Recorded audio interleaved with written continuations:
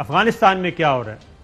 अफ़गानिस्तान में Bagram air base कहते रहे, अमेरिकन कहते रहे काबुल हुकूमत को कि जनाब हम आपको बाकायदा तौर पे टेक ओवर करेंगे, हम जब साजो सामान चला जाएगा उसके बाद बाकायदा आपके हवाले करेंगे, सिक्योरिटी आप अपनी ज़रा बेहतर कर लेना, ये करना वो करना, ये सारी बातें उधर होती रहीं। लेकिन चौधरी साहब अब ये अफ़गान कमांडर नहीं, यानी कि अफ़गान फ़ौज के कमांडर ने ये सारा राज फाश कर दिया कि अमेरिकन बगराम एयर बेस से रात की तारीकी में फ़रार हुए और अफ़गान हुकूमत को, काबुल हुकूमत को भी एतमाद में लेना मुनासिब नहीं समझा उन्होंने। किस पे क्या वजह थी, ज़रा सुनाइएगा जी अफ़गान फ़ौज के कमांडर का statement. After we received some rumor that the Americans left the background, we increased our intelligence report, and finally by 7 o'clock morning we understood that it was confirmed that they are already left the background. उन्होंने कहा जी कि हमें सुबह 7 बजे पता चला कि Bagram air base से अमरीकी जा चुके हैं, और वो भी कुछ मुकामी लोगों ने बताया कि वहाँ पे आ गए हैं लुटेरे, क्योंकि वहाँ पे स्क्रैप भी बहुत पड़ा था, अनरेस्ट होने का ख़तरा था।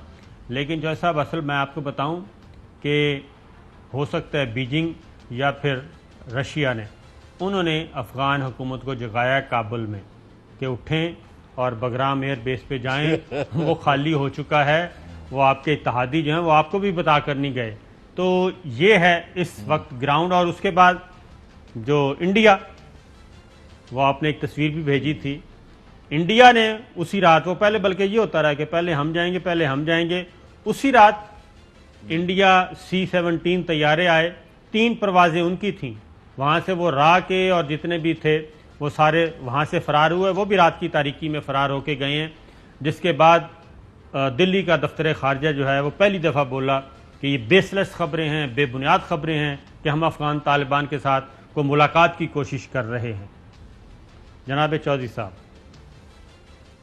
नहीं, वो आपको मैं अभी पहले एक ने कहा कि सबको क्यों इतनी बातें बताई गई हैं, तो आपको याद है पुरानी बातें, मैं फिर याद करा देता हूँ। हमारे एक सेनेटर हैं इस वक्त, वो भी वहाँ मीटिंग में होंगे, डिफेंस कमेटी में भी है।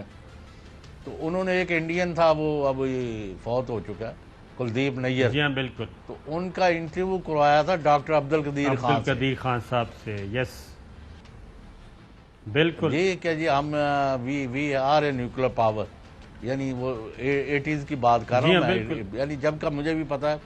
हाँ जी। तो वो कई मैसेजेस देने होते हैं, और फिर प्रेसिडेंट ज़िया विदाउट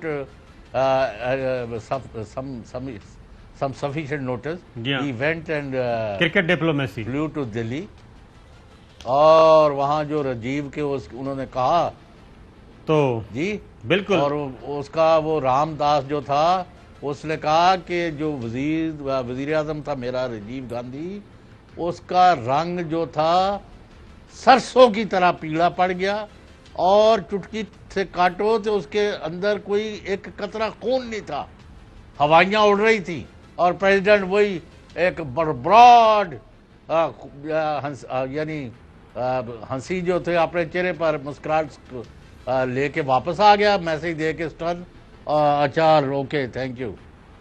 बिल्कुल तो ऐसा ही बात ये होती है, कई सिंबॉलिक चीज़ें होती है, कई जो है अब वो आपको मुल्क के मफादात के लिए, आपको पता है कि पाकिस्तान ने अब कौन कौन से नहीं पापड़ बेले कि जो यहाँ कातिल थे हमारे, जिन्होंने हमारे लोगों को शहीद किया, हमले किए, हमारे सिविलियंस को, पुलिस को, फौज को, उनको कत्ल कराने के लिए अफगानिस्तान का बॉर्डर भी बाद दफ़ा क्रॉस करना पड़ा।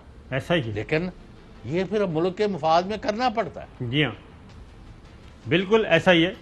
और डॉक्टर एक्यू खान का जुमला बड़ा तारीखी था उस इंटरव्यू में कि इंडिया के जो आपकी ये इमारतें हैं ये रुई के गालों की तरह उड़ेंगी, हवा में उड़ेंगी जब हम अपना काम दिखाएंगे। तो बड़ा मैसेज दिया गया, और मेरा ख्याल है कि कोई भी बेवकूफ़ नहीं होता। अगर 80 आदमियों को बुला के ब्रीफिंग दी गई है तो उसके काफ़ी ज़्यादा जहतें हैं उस ब्रीफिंग की। तो एक ब्रेक पे जाते हैं जी। ब्रेक के बाद कुछ और ख़बर, बल्कि 80 जहते कहा जा रहा है जी। उस ब्रीफिंग की 80 अरकान है तो 80 जहते हैं, बिल्कुल इसमें कोई शक